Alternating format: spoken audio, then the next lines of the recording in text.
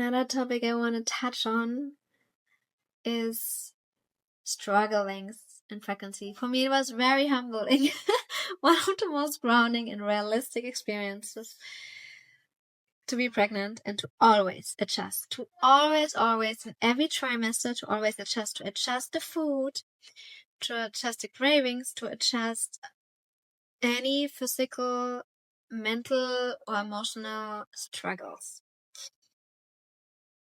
Emotions, I like at the beginning was already intense, but like at the end, now in the 8 months, I can definitely tell, like, if I am experiencing a very intense, strong emotion, she feels it too. And then I feel it double. So it's like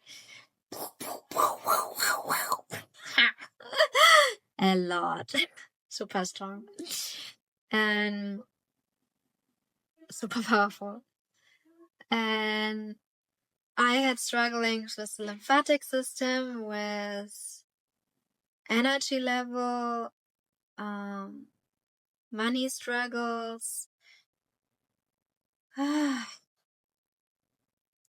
with the gums, like bleeding while brushing the teeth,